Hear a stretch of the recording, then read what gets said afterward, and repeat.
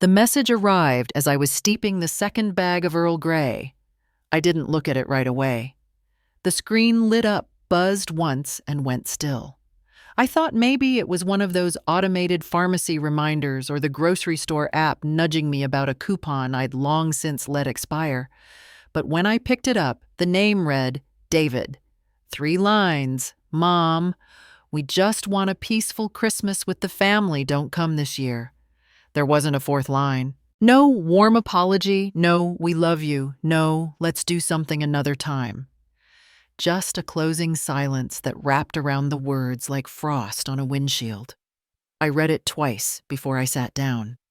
The tea bag bled into the water, curling gray around the rim of the white mug I kept from the old place. The handle had a crack in it. There wasn't any part of me that reached for understanding. Not right away. I just stared at the words, trying to imagine how they had formed, if he'd typed them while standing in the kitchen, if Lauren had looked over his shoulder and nodded. Maybe she dictated it. It had her rhythm. I tapped a reply. Understood. No punctuation, no signing off. The phone made a soft clicking sound when I set it down. I noticed the old water stain on the table again, the one shaped like a fishtail. It had been there for years. The tree stood in the corner near the radiator. Not real, of course. I hadn't bought a real tree since 2009. This one was 4 feet tall, with felt snowflakes, wooden stars, and a tiny knitted mitten that Madison made in 2nd grade. The bottom branch hung a little lower than the others.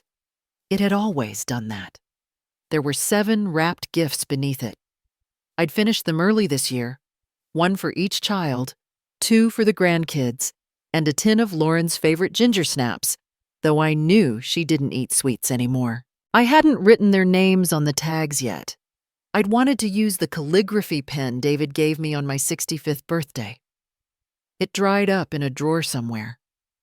No one called. Not even to confirm they'd seen my message. I checked the email, refreshed the inbox. Nothing. At noon, I folded the cardigan on the back of the chair, the one I'd planned to wear to their Christmas brunch. It still had a safety pin where the left cuff had come unstitched. Lauren once told me it looked vintage, though I wasn't sure she meant it as a compliment. Last year, she'd said, maybe next time something with a little less fuzz. You blend in with the sofa. She'd smiled when she said it, not cruelly, just enough. David didn't say anything. He'd cut the ham.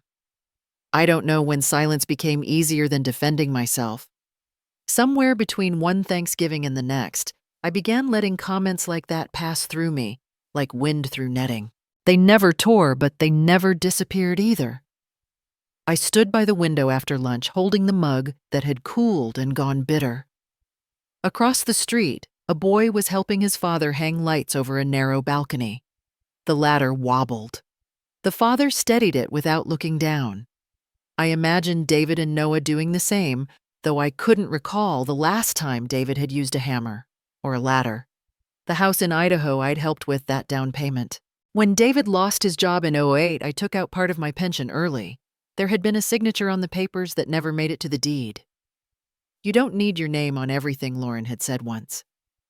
It's not about that. It's just paperwork. The line had landed softly, like a napkin, placed just so on a clean plate. I didn't argue. Not then. Later that evening, I pulled the cedar box from the back of the hallway closet. I hadn't opened it in months. The hinges creaked a little, and inside, the papers were still stacked the way I left them. A letter with the name Harriet Whitaker in looping, deliberate cursive. The ink had bled slightly where a drop of tea once landed. Harriet never married, never had children. She'd built her fortune in property low-risk acquisitions in Spokane, Tacoma, and 2 in Portland. When she died, her lawyer called me directly, said I was the only one she ever trusted with quiet.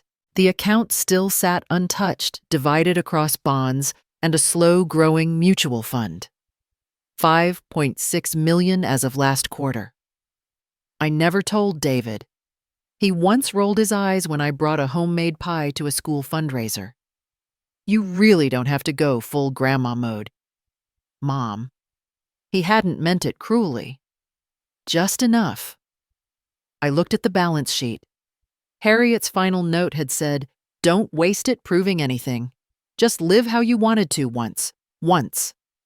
I refolded the letter, placed it beneath the latest account summary. Closed the box. There were things I might have said. I could have replied to David with reminders, listed years mentioned sacrifices, recounted the first time he came home from college, broke, and I'd sold my wedding ring to cover rent. But I didn't. Instead, I walked to the corner of the room and straightened the lowest branch of the tree, the one that always sagged. I adjusted the mitten Madison had made, tucked a bit of yarn back into place. The house was quiet. Not still, not heavy. Just quiet in the way an empty theater is after the curtain falls, when the dust drifts and no one claps. I stood there a moment longer, then returned to the chair, the cracked mug, the cold tea. Not everything needed a response. Some things were complete in their omission. I didn't speak. I didn't move. I just let the branch bend the way it always had. I kept the habit of folding receipts neatly before throwing them away. No one ever taught me that. It just felt wrong to crumple something that once meant proof. After he died, I folded everything. Grocery lists, pay stubs, doctor's notes. Folded and filed somewhere, usually between pages of cookbooks or the back of drawers. I'd unfold them months later and stare like they belonged to someone else. I once folded a letter David wrote from camp into quarters and tucked it into my bra for an entire day. It was humid that summer. The ink bled a little where it said "love you." There are things I never told him, that the house payment lapsed twice, that I borrowed against my own life insurance to pay for his braces, that I sold my wedding set, not the ring, but the whole set when he needed an advance tuition payment freshman year. Lauren once pulled me aside after a parents' brunch at Noah's middle school. "You don't have to bring so much food next time. We already ordered catering." She handed me back my Tupperware. The lid was cracked. I hadn't noticed. I told her I didn't mind that I liked to cook. "It just creates confusion," she said. Then she smiled. "But I'm sure it's appreciated. No one took the banana bread that day. I brought it home and froze it." The week after David got promoted to regional director, Lauren hosted a dinner. She placed name cards at the table. Mine said Mom Connie in lowercase letters. Barbara's said Mrs. Langley in embossed script.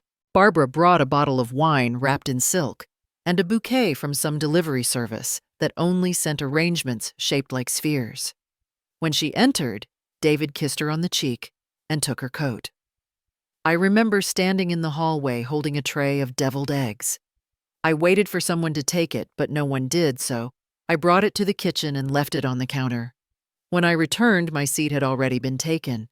Lauren handed me a folding chair. "This is just until we get a bigger dining table." I nodded. Folded chairs weren't unfamiliar to me. I used to sit on one in the teacher's lounge every lunch break for 28 years. It creaked in the same spot when I leaned forward. David once told someone I liked things simple. I heard him through the doorway while he was showing a colleague around their new home. "My mom's pretty low maintenance. Doesn't expect much." He wasn't wrong. At Madison's birthday last year, I wrapped a novel I loved when I was her age. Wrote a note inside the front cover. Used my nicest handwriting. She opened it, said thanks, and passed it to the side like it was a receipt from lunch. 2 hours later, I found it under the sofa, still in the paper bag. I didn't mention it. When I offered to help Lauren clear dishes, she handed me a stack. "You know where everything goes." Barbara didn't lift a finger. Lauren poured her another glass of wine and asked about her trip to Lisbon. I washed the dishes by hand, even though they had a dishwasher. The sink faced the backyard where someone had set up lights in the trees. It was snowing a little. My hands ached from the heat of the water. The plate with the chip in the corner, I used that one for my own slice of cake. I stopped offering to bring food after that, stopped wrapping books. I gave gift cards instead, wrote enjoy on the envelope. Madison said, "Thanks again," but this time without looking up from her phone. Lauren once gave me a sweater in a box with a price tag still attached. It was 2 sizes too small. She watched me open it. "We weren't sure your size, but you can exchange it if they still carry that line." I folded it neatly and put it back in the tissue. Told her it was lovely. David didn't notice any of this, or maybe he did, but thought it didn't matter. When I asked once if I could keep the kids overnight, he hesitated. "They've just got a lot going on right now. It's easier if we stick to the usual routine." He didn't say no, but it was colder than no. Last Christmas, I arrived at 8 a.m. with the rosemary chicken just like every year. Lauren opened the door, hair still in curlers. "Oh, Connie, we actually catered this year." She reached for the foil-wrapped tray. "But we can put this in the fridge. The kids love leftovers." I ended up eating it alone 2 nights later. The skin had gone soft, the rosemary bitter. Barbara walked in an hour after me. They opened champagne. David made a toast. "To family," he said. No one toasted me. I stayed and helped clean. At some point, Madison pulled out a board game and asked if Barbara wanted to play. When Lauren looked over at me, she said, "You're probably tired, right?" I nodded.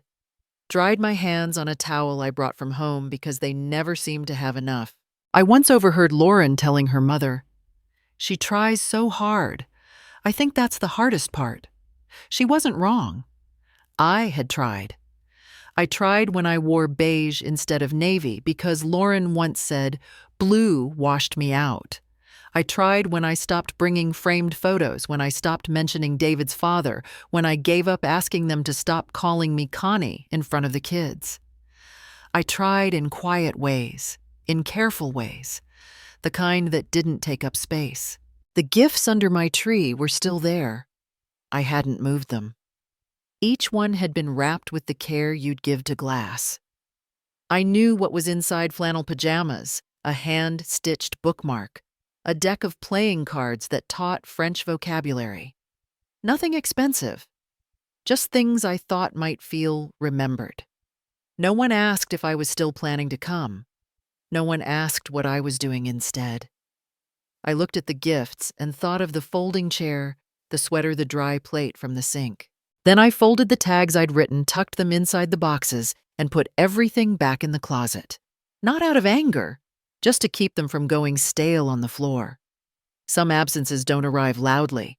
They make no entrance leave, no note, and offer no door left ajar. I still have the invitation from Noah's 14th birthday. It came as a group text sent to what Lauren must have assumed was the correct list. The header read, "Come celebrate with the Whitakers." There were pastel balloons in the background, digital confetti moving if you held your finger on the screen. It listed David and Lauren. Madison was mentioned in a footnote she would be DJing. There was no mention of me. I brought lemon poppy seed muffins because he used to like those. I arrived 5 minutes early, which I knew would be frowned upon, but I didn't want to be late in case they decided to sing before cutting the cake. Noah met me at the door. His shoes were too big, his voice taller than I remembered. He opened it halfway. "Hey." Then he turned and walked away. I followed the sound of music, found the gift table, and left the box there. It had a navy ribbon tied neatly around it.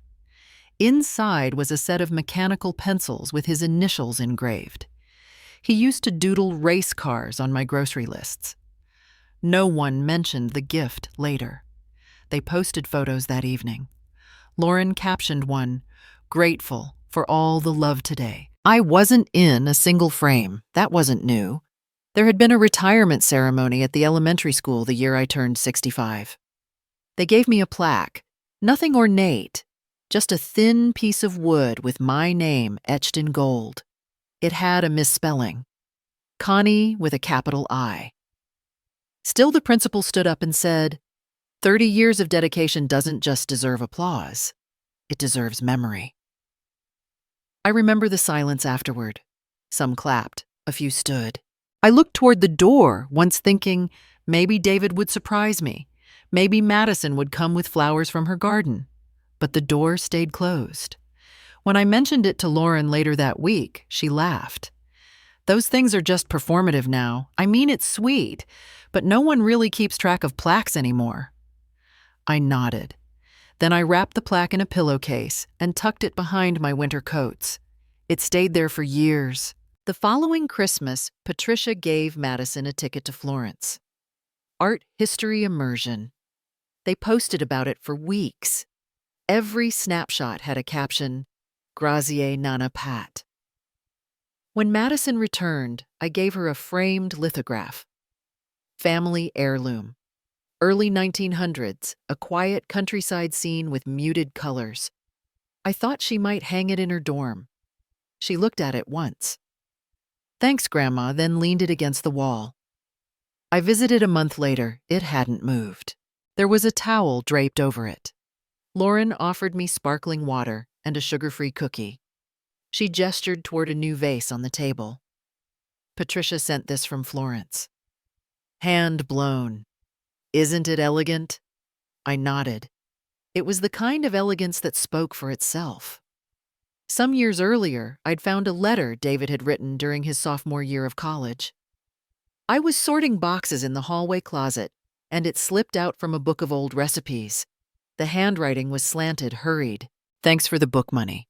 I was short and didn't want to tell you, but you always know. I'll pay you back someday. I'll never forget what you've done for me. I read it twice, then folded it along the original crease and slid it into the drawer where I kept the pens that still worked. He never brought it up again. I never asked. There was a time when I thought silence was a form of grace, that holding your tongue meant maturity, that love was proven by what you withhold. I don't think that anymore, but I remember believing it. I remember Lauren's voice in the kitchen once when she thought I couldn't hear. She just hovers. It's like she doesn't know when she's not needed. David must have answered something, but I didn't catch it. The faucet was running. That night I stayed longer than I should have, washed the pans no one asked me to. Lauren handed me a Tupperware of salad no one had touched. You can take this. It's mostly arugula. I didn't argue. There's a chipped mug on my shelf cream with a faded red rim. David made it in 8th grade ceramics. The handle is crooked and the glaze bubbles at the lip. He once gave it to me on Mother's Day wrapped in tissue paper and tape. You don't have to use it, he said. It's kind of lopsided. I've used it ever since. When I was cleaning out the side drawer last week, I found the envelope from his letter again, yellowed at the corners, the ink smudged at the edges. The stamp had a winter cardinal on it. I stared at the name. Mom. Not Mother, not Connie, not her as Lauren sometimes referred to me in stories told across dinner tables. Just Mom. 22 years and I'd never thrown it away. I thought for a long time about what that meant, about what I wanted it to mean. Then I folded it back into thirds and placed it under a notepad. There wasn't a need to frame it. It had already done what it was going to do. People don't always steal with their hands. Sometimes they do it with paperwork. The email came from a no-reply address, automated and polite. It thanked me for my past contribution to the purchase of the cabin in Clearwater County and notified me that the title had been officially transferred. The cabin now belonged to David and Lauren in full. There was no explanation, just an attachment with scanned documents, a digital signature, and a timestamp. I stared at it for a while. I didn't remember signing anything. I scrolled down again, checked for my name. It wasn't there. I called. He picked up on the third ring. There's nothing to worry about, Mom. We just simplified things. It's easier this way. Cleaner legally. I didn't speak. Besides, you don't need to be tied to property stuff anymore. At your age, being comfortable is what matters. At my age. He once told me I was the strongest person he knew. That was back when his car got repossessed, and I dipped into my emergency fund so he could keep driving to interviews. That was the year the cabin came up for sale, foreclosure auction, quiet listing fixer-upper with potential. He didn't have the capital. I offered without being asked. 40% of the sale price. My name was handwritten next to his on the original purchase contract. I remembered the pen I used. Blue ink, slightly smudged. At my age, I was no longer a co-owner. Just a footnote, if that. I didn't reply to the email. I didn't call again. Instead, I took the long route around my thoughts and ended up at Harriet's letter. 4 years ago, she died in her garden chair, pruning shears on her lap, sun still touching her cheek. She left me everything. Stock's 2 small apartment buildings in Spokane, a conservative bond ladder, and a trust that reinvested dividends quarterly. Harriet had never married. She once told me that quiet makes money. I remember opening the letter and seeing her handwriting thin and sharp, like her voice. Don't tell them. Let them earn their illusions. I kept her name off every form David might see. I handled everything through an advisor in Portland, someone Harriet trusted. I told myself it was for his benefit, that if he knew, he would stop reaching for anything beyond comfort. But he hadn't reached in years. He'd grown skilled at dismissing anything he didn't value. When I offered to take the kids to the museum, he told me they were already booked with Nana Pat. When I suggested I could contribute to Madison's tuition, he laughed. She's got plenty of help, Mom. You don't need to stretch yourself. Stretch? That was the word I used when my shoes didn't fit, when my paychecks barely covered what they should, when I stayed up sewing name labels into his camp clothes. He used it like a reminder that I shouldn't bother. I opened the investment portal on my laptop that evening. I hadn't logged in since spring. The number sat where I left it, just beneath 5.6 million. It didn't comfort me. It didn't unhurt anything. But it was mine. I navigated to a tab marked Distributions and filled in a request. $100, $1,000 directed to a nonprofit that built literacy centers in underfunded districts. Anonymous. No thank you needed. The cursor blinked before I clicked Submit. There had been no ceremony, no confrontation, just the steady erosion of recognition like wind over stone. At my age, apparently, I wasn't someone who owned things. I was someone who was managed, reassured, contained. I remembered Lauren once joking at brunch. We always say we want to be taken care of when we're older, but no one mentions how condescending that sounds. Everyone laughed. I laughed too, but it stayed behind my teeth. After I confirmed the donation, I got up and opened the hall closet. The air inside smelled faintly of cedar and dryer sheets. I reached past the raincoats and pulled out the dress. It was still in its original bag, the plastic slightly clouded. A dark green sheath, clean lines, no embellishments. I'd bought it 7 years ago after seeing it in the window of the Ann Taylor at Pacific Place. It was more than I usually allowed myself, but the cut was quiet and strong, and I told myself there would be a reason to wear it. That reason never arrived. When Lauren invited me places, she usually added, "It's casual, so no need to dress up." Once she told me, "You always look nice when you keep it simple. It suits you better." I hadn't worn the dress. I hadn't wanted to seem like I was trying too hard. I slipped the plastic off and ran my hand along the fabric. It still had the tag tucked into the inner seam. Size 8. Not vanity sizing, not anything to hide. I hung it on the doorframe and looked at it for a long time. It didn't ask for attention. It didn't explain itself. It simply waited. Like I had. And maybe like me, it no longer needed permission to be seen. They always assumed silence meant defeat, that the absence of words was the absence of will. But I've learned that sometimes the quietest decisions shape the sharpest turns. I didn't text back. Not to David. Not to Lauren. The family group chat labeled Whitaker Holidays remained unread for 2 days before I removed myself altogether. No announcement. Just my name gone from the list of participants. I had nothing left to offer to that digital living room where I was always a guest, never a resident. Unfollowing their social media accounts came next. A small series of taps one by one. Their smiling faces frozen mid-laugh in places I hadn't been invited, with captions like "Blessed Family First" and "Grateful Beyond Words." I used to comment heart emojis under those photos. They were never liked. Janice Holloway noticed the absence. She lived with her husband Walter on the top floor, directly above mine. She always smelled faintly of jasmine and wore scarves that looked like they remembered the 1970s. One afternoon, she caught me in the mailroom, held out a small gold envelope with my name on it. "New Year's Eve," she said, not quite smiling, not quite asking. "Penthouse, nothing formal. Walter's making his chili. Come save me from real estate investors and digital coin nonsense." I started to decline. I almost said, "Maybe next time," but then she added, "Walter said if you don't come, I'll have to talk to men with spreadsheets all night." I found myself laughing, the kind that didn't need to be polite. So I went. The hallway outside their door smelled of slow-cooked onions and cumin.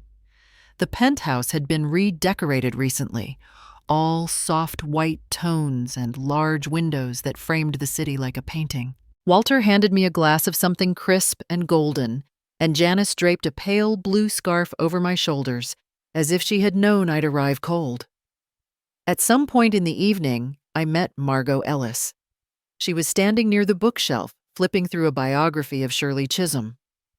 Her blazer was neatly tailored, her earrings understated, but expensive. Janice led me over her hand lightly on my back. "This is Connie," she said. "The one I told you about. Taught generations of second graders how to spell neighbor and settle playground disputes without drawing blood." Margot looked up. "You were a school secretary." I nodded. 30 years, yes." She raised her glass toward mine. "You probably know more about what makes kids succeed than most researchers do." I blinked.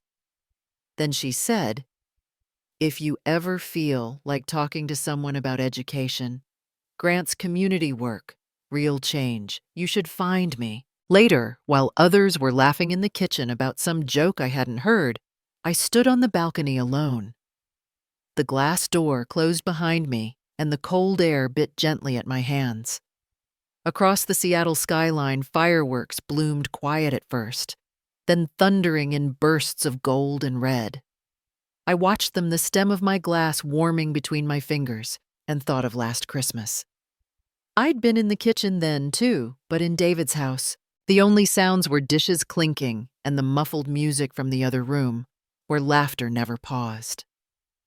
I had rinsed serving platters alone while someone posted a family selfie online.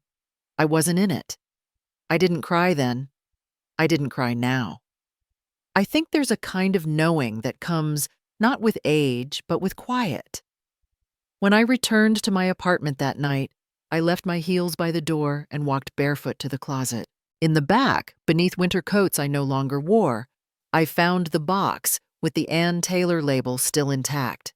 The green dress I had bought 7 years ago marked down to $93, even after a coupon. I'd always told myself it was for a special dinner, a fundraiser, a night worth remembering. I had never worn it. I took it out and hung it on the outside of my closet door. The fabric caught the morning light the next day, glowing faintly. I didn't touch it again, but I didn't put it back either. Later that week, I called a number I'd written on the back of an old grocery receipt. Sadie Brooks, a stylist Janice had once mentioned in passing. I left a message that simply said, "I think I'm ready to dress like someone who belongs in her own story." She called me back the next day. That weekend, I tried on clothes in front of a stranger for the first time in decades. Sadie never told me I looked young or that something was flattering. She said, "This feels like clarity," and held up a navy coat with wide sleeves. She tied a scarf around my neck, knotted it not too tight. When I looked at myself in the mirror, I saw no transformation, only permission. David didn't call. Neither did Madison. I didn't reach out. I made black coffee in the mornings and drank it slowly. I began rereading old books I had kept since college. I donated a small sum to the literacy program Margot had mentioned in memory of the teacher who once told me that even forgotten voices leave echoes. I signed the form as C. Whitaker. No title, no story. When the mail came that Monday, it included a holiday card addressed to Ms. Constance Whitaker. No return address. Inside was a photo of Janice and Walter at their balcony fireworks behind them, both holding glasses, both smiling. Taped to the bottom corner was a small note in Janice's cursive. "Sometimes not being missed is the beginning of being seen." I placed it on the refrigerator with a plain magnet, not with reverence, just so I wouldn't forget. I didn't reply. But I kept the card up. Still do. Some things don't feel like choices until you've already made them. I hadn't planned to stay in the same building. I thought for a while about leaving Seattle altogether, buying a small place near the coast or inland where the air carried no echoes. But then I saw the listing unit 2004. 20 floors up, northwest-facing balcony. I clicked the photo and saw the Puget Sound stretched in soft silver behind the window, like a painting that refused to be moved. I kept my old apartment, not out of attachment, but because the idea of it sitting vacant unsettled me. I offered it to a young nurse named Jolene, who worked night shifts and had no family in the city. She blinked at the price I gave her and said, "Are you sure this is monthly?" I nodded, then handed her the keys. My new space smelled of fresh paint and cedar. The floors were paler, the silence less heavy. On the first morning, I drank my coffee beside the window and watched the tide inch forward, then back again. The cup left a small ring on the table, which I didn't wipe. There were still mornings when I caught myself reaching for my phone to check the family group chat. Instinct, not longing. Muscle memory, the way you reach for the railing even after the stairs are gone. I didn't reinstall the app. I folded laundry, cooked for one, watered the lavender on the balcony. At the community center 2 blocks away, I signed up for a painting class. The form asked for previous experience, and I left the box blank. Hannah Briggs, who ran the class, had a voice like wind through a screen door, soft constant. She wore paint-splattered jeans and always arrived with 2 black coffees, one of which she handed to me without asking. On Thursdays, I met with Malik Turner, a personal trainer in his early 30s, who never spoke about getting stronger but always said, "We're learning how to show up." I didn't know what he meant the first week. By the 4th, I did. Margot kept her word. She invited me to a closed meeting of the Education Community Fund. 12 people sat around a long walnut table, most of them younger, sharper, moving between tabs on laptops and murmured side chats.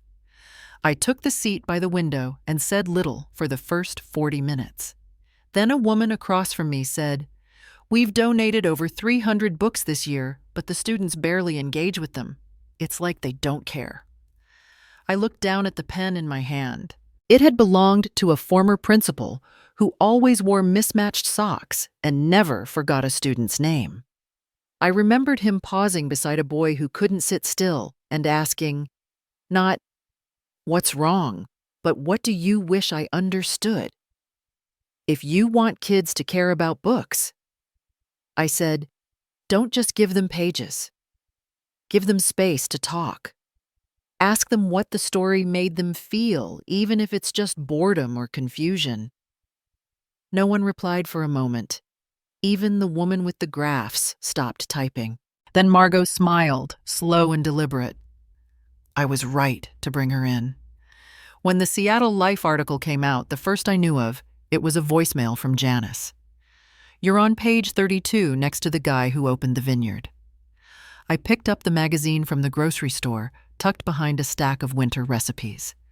The photo showed me standing beside a bookshelf at the center, sunlight catching the gray in my hair, my eyes slightly off camera.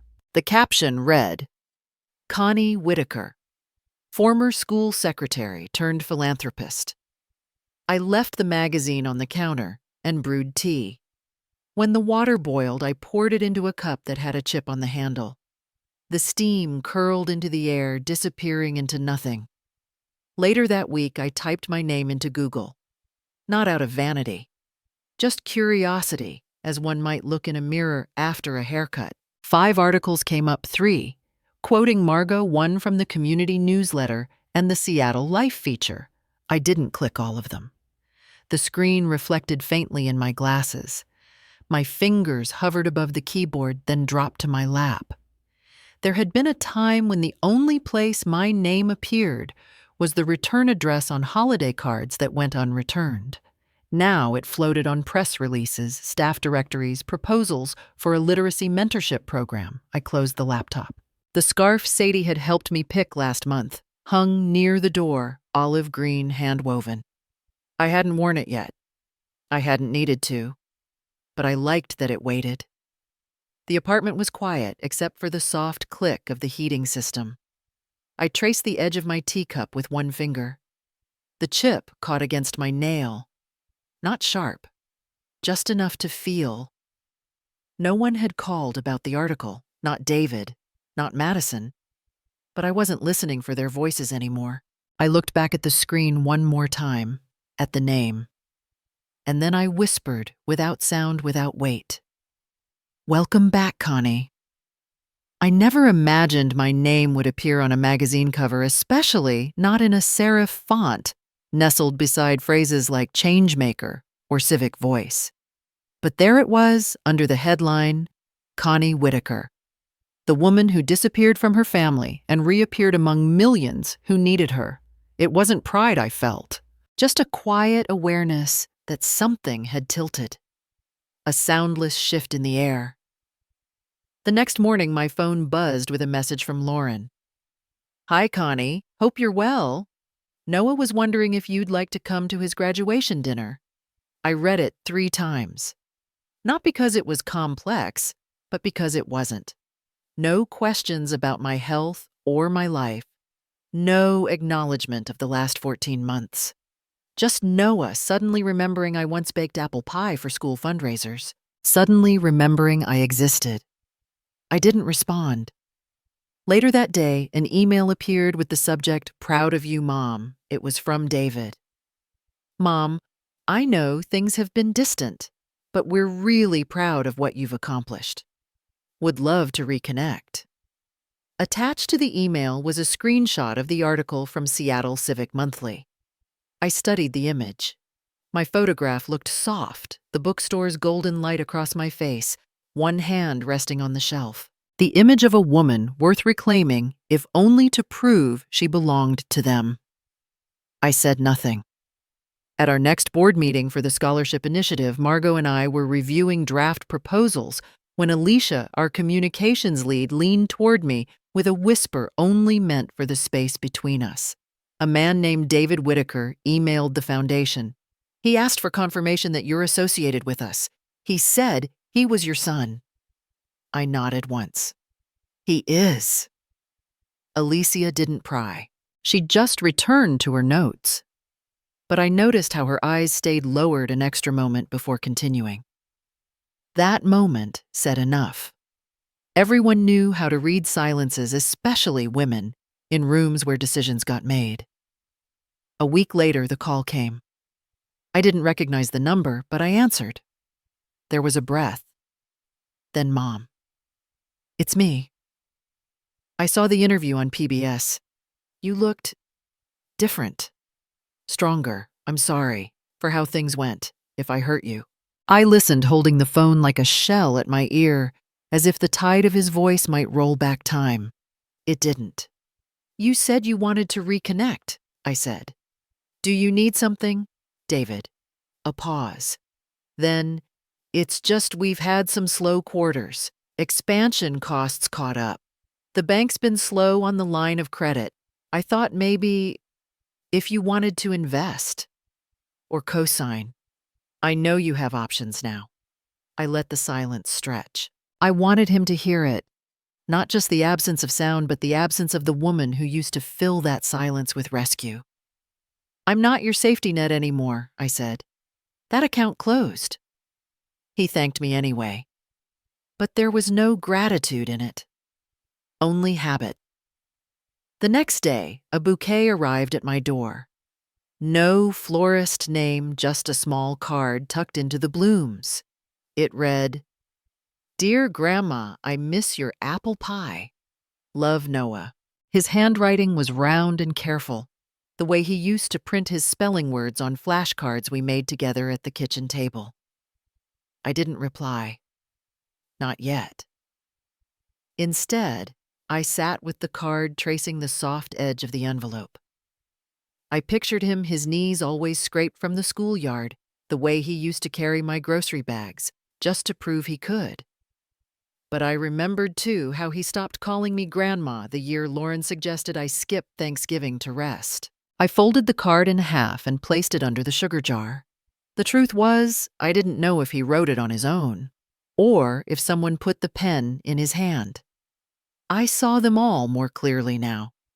Not as villains, not as children, but as people trained by comfort to believe in utility. I had been useful until I wasn't. Once my worth had been measured in carpools, casseroles, Christmas checks. Then it had expired. Now my name was worth something again, but not because I asked them to see me, because I stopped needing them to. At the next board retreat, someone introduced me to a group of young teachers. One of them, a woman named Elise, said, "Your story reminded me of my mom. She taught for 32 years. No one ever asked her opinion until she retired." I smiled and said, "Then it's time they listen now." That evening as I walked home, I paused at the bookstore window where the article photo had been taken. The same amber light spilled over the display. My reflection sat beside the books now. Still older, still plain, but more certain. I thought about calling Noah, or writing him a note. But I also thought if he truly missed my pie, he'd come to my door without being told. There's something sacred about being sought without strings. That night I made tea and opened the small notebook where I'd begun writing again. Just thoughts, just lines. The pen moved slowly, like speaking to someone after a long absence. Then I wrote, "Not all returns are reconciliation. Some are reminders of who left and why." I closed the notebook and let it rest on the windowsill next to the card under glass. I'm no longer the mother they remember. I didn't wake up because someone called my name. I woke because silence had shape now, and I fit inside it. The day they named me vice chair of the Northwest Community Education Fund. I folded laundry before breakfast, one cotton shirt inside out still holding the faint crease of its packaging. I wore it with dark pants, both unremarkable and deliberate. No one at the announcement would know it was new. That felt correct. I stood by the window with a cup of ginger tea. No sugar. The steam curled over my wrist, briefly warming the bone. Across the glass, a gull flew low over the water and disappeared. I didn't follow it with my eyes. There was a time when I would have waited by the phone for David to call, or checked email to see if Lauren had confirmed dinner or canceled it. That time has passed without sound, like a tide slipping out before anyone sees the sand dry. Catherine Lynn had sent the final documents last week. Trusts separated. Powers revoked. Boundaries no longer whispered, but notarized. I'd initialed every page without rereading. She said, "This gives you control." What I heard was, "This returns what was always yours." I left the paperwork in a drawer beside my passport. Things that prove identity. At night, I write in a notebook the color of dried rosemary. The pages are lined, but I no longer follow the lines. Tom, my painting instructor, suggested I write not for anyone else, but to put a mirror inside myself. Don't call it a memoir, he warned. Call it a witness. One of the early pages reads, "There is a sound I used to hear in our home like waiting. I can't hear it here. I don't need anyone to understand it. I just need to remember that I wrote it." At a gallery downtown, I turned a corner and saw Madison. Her hands were covered in blue paint and her face flushed from moving canvases. She wore a student badge, a soft hoodie too big for her frame, and a look that stopped halfway between recognition and apology. She reached for me, hesitated, then tucked her hands in her pockets. "Grandma, I didn't know you were part of all this." I handed her the program. Page 12. She glanced down, then back at me. "I never realized you had this whole world inside you. It was always there. I just stopped waiting for people to notice." We didn't talk long. She had things to do. I didn't linger. The space between us no longer a chasm, just a shared silence neither of us tried to fill. I went home alone and wrote down the exchange. Not to preserve it, but to believe it happened. A week later, I hosted a dinner at my apartment 20 stories up facing the Sound. 14 guests. No family. Candles flickered on the table. No music. I served lentil stew, beet salad, and rosemary bread I baked that morning. The guests came from all corners: educators, librarians, grant writers, a former truck driver who now ran a reading circle for widowers. People whose hands held both failure and reinvention. At one point, a reporter from the Civic Weekly leaned in. Her fork hovered. "Do you have children?" I unfolded my napkin and laid it on my lap. "I have 2 wonderful grandchildren," I said, "and a life that's just beginning." She nodded, wrote something down, and didn't ask again. After everyone left, I walked barefoot across the tiles, picking up glasses. The scent of rosemary clung to the air like a second tablecloth. I didn't rush. There was no one to clean up for except myself, and that no longer felt small. On the counter sat a card tucked into a bouquet of tulips, a quiet gesture from a student who'd been at the fundraiser. "Thank you for being the kind of woman who makes people believe we get second chapters." I left it unopened on the windowsill. That night, I opened the notebook again. My handwriting was neater now, more patient. I turned to a blank page, but didn't write. Instead, I slipped an old photo between the sheets to mark my place. It was taken 5 winters ago. I'm in the background wearing a faded apron, sleeves rolled high, standing over the sink. Piles of dishes behind me.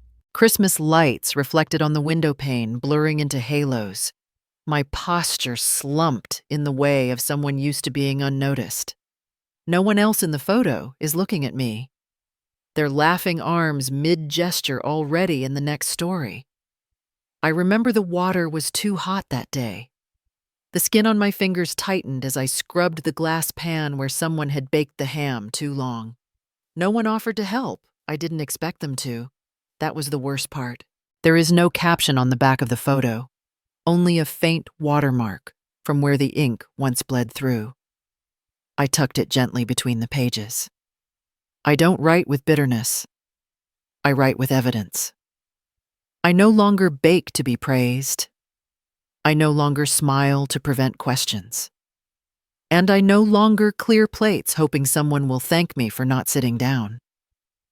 No one washes dishes out of gratitude anymore. And I no longer call that love. Of all the things I've signed in my life, this one felt the most ordinary, and yet the most final. There was no ceremony to it, just my name in blue ink on a clean page, followed by the quiet rustle of folding it into a cream envelope. The address I wrote from memory, though I hadn't used it in over a year. The numbers never left me. They just stopped belonging. I didn't include a note except for the legal document itself, relinquishment of any shared ownership interest or entitlement to David Whitaker's assets, investments, or holdings. There was nothing dramatic about it. Just a form, a signature, and a decision made long before the ink touched paper. I did add one thing. Folded separately, a small square note in my own handwriting. This is your chair. If it still means something, you should keep it. I had sent the chair too wrapped carefully in the same worn blanket it came in when it first arrived at my apartment with David's movers. I remembered what he'd said at the time. Just hold on to it, Mom. We don't have the space. Besides, it's not like you'll need a new one. The cushion had a tear in the corner. I never fixed it. Catherine? My lawyer glanced at the shipping receipt I laid beside her coffee mug. You sure, she said without looking up. I nodded once. I'm not trying to win anything, Catherine. I just don't want to keep playing. She didn't ask further. Instead, she tapped the folder twice with her fingernail, then closed it and set it aside like she was shelving the final chapter of a trial that never reached court. The requests from the press had changed too. They no longer called me mother of local entrepreneur David Whitaker. That line had vanished from their intros. I made sure of that. Now they wrote Connie Whitaker, former educator and current civic benefactor. I didn't correct them. I let the past step out quietly, like someone leaving through the back door without saying goodbye. There was one more call from David. My phone lit up with his name still stored there. I didn't answer. Instead, I typed a single message. I'm no longer the mother who lives by your conditions. I hope you'll understand that one day when you're ready, truly ready. No response came, just the silence of a read receipt. I didn't expect more. I didn't need more. That afternoon, I walked out onto the balcony. I'd bought a small wind chime from a local artisan copper and glass, soft tones, nothing flashy. It barely moved unless the wind insisted. There was a bird on the railing, small, brown, speckled looking, as if it wasn't sure whether to stay or leave. I didn't move. We simply watched each other. The air carried no meaning unless I gave it one. The chair was gone. The legal ties were severed. There would be no more visits framed by negotiation. No more explanations dressed up as peace offerings. No more apologetic glances from Lauren, followed by comments like, "You were always a bit too delicate for real life, Connie." That word delicate had never left me. It clung to my sleeves like thread that wouldn't pull clean. I remembered a time years ago at David's housewarming. Lauren had offered me tea, then turned to another guest and whispered, "Just loud enough, just casual enough." She's harmless. Always was. They had both laughed. I had pretended not to hear. I'd smiled and nodded and placed the teacup back on its saucer even though the bottom had chipped and scratched the table. That teacup was long gone. So was the table. I hadn't spoken of those things not because I forgave them, but because I no longer lived in the room where they happened.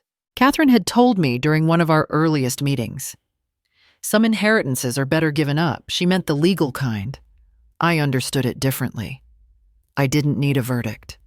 I only needed a boundary. The papers were filed. The chair was returned. The phone stayed quiet. And still I found no need to narrate any of it aloud. Some endings don't require punctuation. They just fall silent. On the small corner shelf in my kitchen, I kept a photo, not framed, not labeled. It showed me decades ago, holding a dish towel turned halfway toward the camera, as if someone had called my name mid-task. My eyes in that photo weren't sad. They were waiting for something. Maybe for nothing.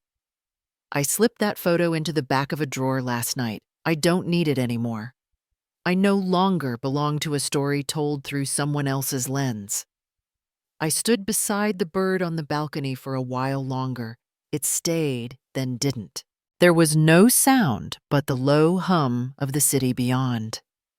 I didn't reach for my phone. I didn't check the mail. I didn't draft another reply. I had already sent everything that needed to be said. And I knew without needing confirmation that I wasn't flying back to the old nest anymore. I had built something else. Something without conditions. Something that didn't need to be recognized in order to be real. No one asks what time I'll be home, or whether I remembered to buy milk, or if I can drive someone to an appointment on the other side of town. The silence doesn't press anymore. It just is. I made my coffee slower than usual this morning. The filter needed adjusting. I didn't fix it. I just let the grounds settle the way they wanted. When the mug filled, I noticed a small chip on the rim. I didn't throw it away. Some things, when cracked, hold heat longer. The tulips I bought myself yesterday stood firm on the dining table. Yellow ones. I had told the florist I didn't want anything that looked like apology or celebration. Just something honest. She understood. No one called. No one asked what I had planned. And that was the best part. I still meet with the foundation board once every few months. My name is printed at the top of the honorary letterhead, but I no longer chair meetings. I offer a nod when ideas feel rooted in purpose. That's enough now.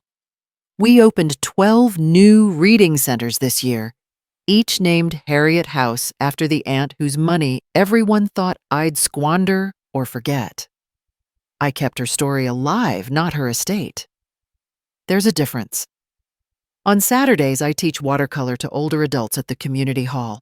Most bring old brushes or half-used sketch pads, as if still unsure they deserve new beginnings.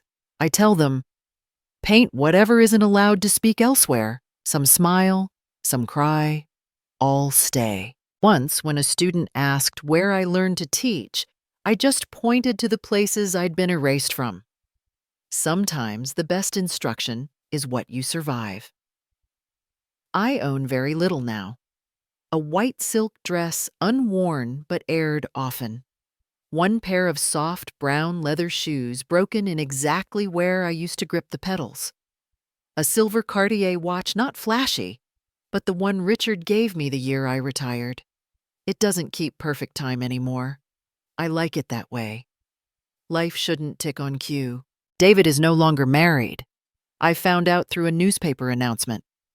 Leadership restructure at Alaro Enterprises. That was the name of the company he once said would outlast sentiment. He sent a letter. Handwritten. No ask, no demand, no list.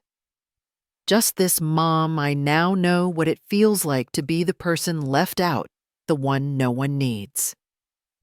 I'm sorry I made you live that way. I don't expect forgiveness. But I'm learning how to be a father without conditions. That starts by not expecting anything from you. I folded it once, then twice, and placed it in the cedar box with the others. The ones he wrote from college when he still thought I was worth writing for. I didn't cry. I haven't in a long time. Not because it doesn't stir something, but because not all things need spilling to prove they matter. Madison came by last week. She's finishing her final year at the university sociology major. Clever girl. She brought her thesis draft with her women who disappeared from family photos. I read the title and didn't flinch. She asked if I ever felt like I'd vanished. I told her no. I just walked out of the picture they didn't want me in. She smiled. Not the polite kind. The kind that says I heard you. We meet once a month now. No schedule, no pressure. Just a promise only when we both feel like it, never because we must. Noah's in culinary school. He cooked for me last night, linguine with lemon cream sauce. He said, "Just you and me, Grandma, no noise." He carries the recipe for my apple pie in his wallet. My handwriting still loops like it used to before arthritis claimed the steadiness. I let him add cinnamon if he wants. I wrote on the bottom, "Everything can be changed as long as you know why." I saw a headline about myself 2 days ago. Retired educator transforms local literacy. The writer reached out for comment. I asked them to leave out my last name. I didn't want to be someone's mother, widow, or beneficiary again. Just a person doing what she wanted quietly. A neighbor knocked today.